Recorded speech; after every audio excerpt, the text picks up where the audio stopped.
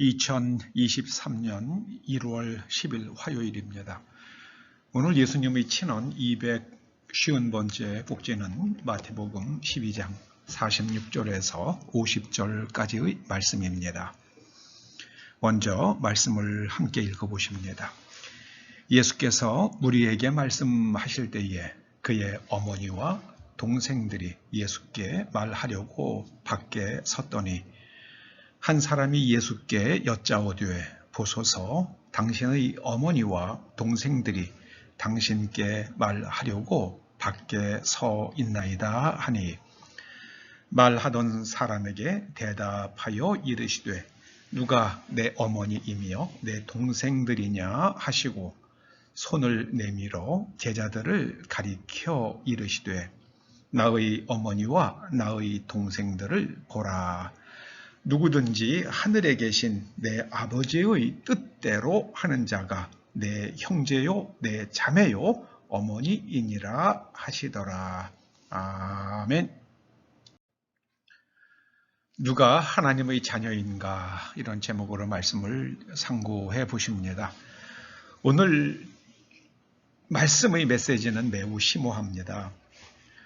하나님의 자녀됨이 혈연이나 민족에 있지 않고 하나님 말씀의 가치에 있다 하시기 때문입니다. 사람의 눈을 멀게 하는 단 하나의 단어가 있습니다. 바로 민족입니다. 민족이라는 깃발 앞에만 서면 사람들은 다 눈이 멉니다. 그래서 사악한 지도자들은 언제나 민족이란 깃발을 흔듭니다. 여러분, 민족이란 깃발을 흔드는 사람들이 있으면, 그런 정치인들이 있으면 의심하시기 바랍니다. 히틀러가 그랬습니다. 무솔리니가 그랬습니다. 일본 제국주의자들이 그랬습니다. 여러분, 민족을 위해서는 가미가제 특공대원이 되는 것을 영광으로 알고 그렇게 죽어가지 않았습니까? 무서운 것이 민족이란 깃발입니다. 민족주의에 대응하는 말이 있죠. 바로 가치 중심의 연합입니다. 가치 중심으로 사람이 뭉치는 겁니다. 요즘 이 말이 자주 들려온다는 게 저는 좀 기이하게 느껴집니다. 아직은 시작 단계에 불과하겠지만 인류는 앞으로 가치 중심의 세계로 재편될 것이라고 저는 기대하고 확신합니다. 인류가 뭉쳐야 할 가치는 의와 거룩과 진실입니다. 의와 거룩과 진실입니다. 여러분은 우리 한국인이 단일민족이라고 생각하십니까?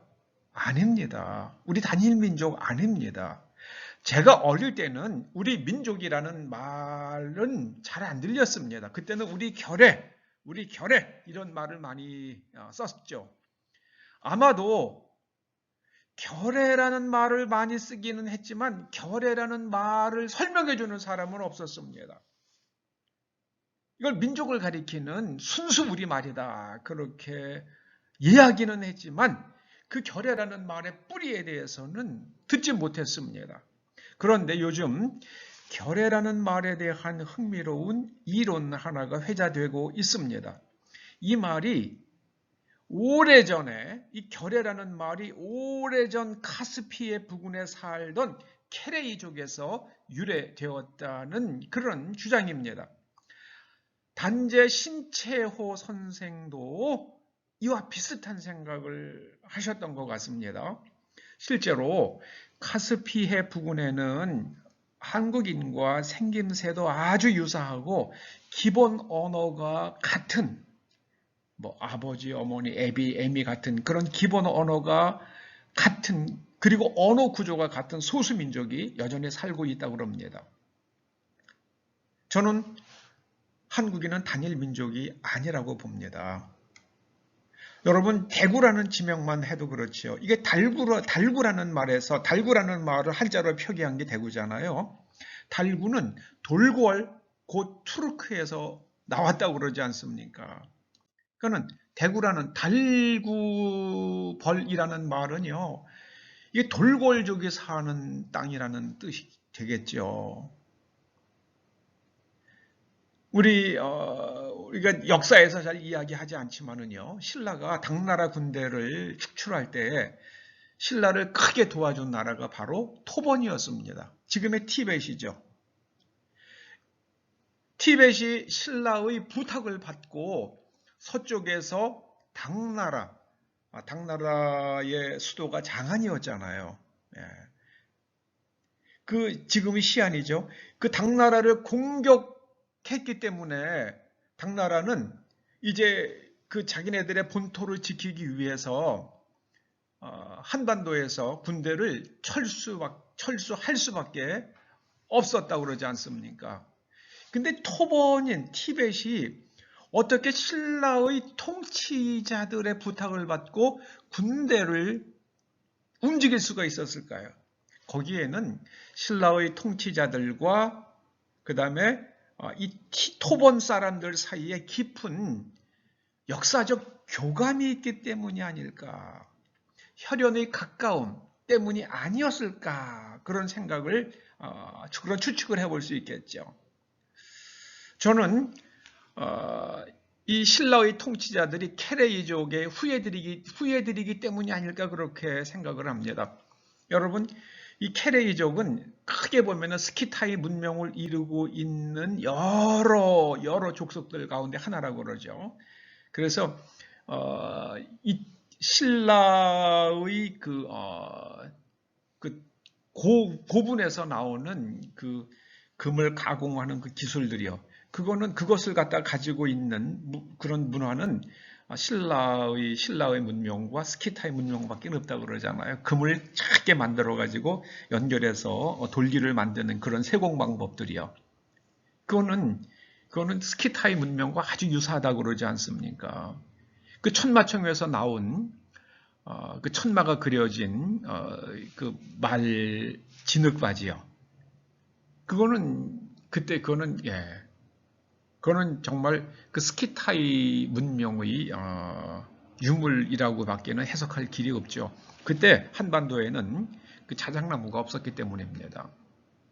그 천마가 그려진 그 진흙바지가 그게 자작나무 껍질이 제법 얇게 벗겨지면서 질기 전에 그걸 악효풀로 계속 수천 수백 겹을 붙여가지고 만든 진흙바지인데 그게 가장 질긴 재료라고 그러잖아요. 그래서 우리 민족은 우리가 생각하는 것처럼 그렇게 단순한 민족이 아닙니다. 그런데 우리 민족이 해방 후에 6.25를 거치면서 공산주의와 싸우면서 이 한반도에 사는 사람들이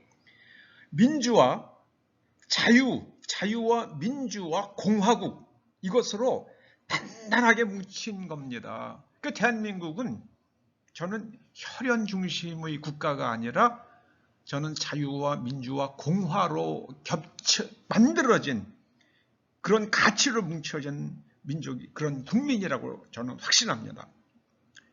예수님께서 말씀하신 대로 혈연이나 종족주의가 아닌 하늘에 계신 하나님의 뜻대로 하는 사람들이 연대하여 의와 거룩과 진실이 바다처럼 세상을 덮는 새로운 시대가 올 것을 저는 기대합니다.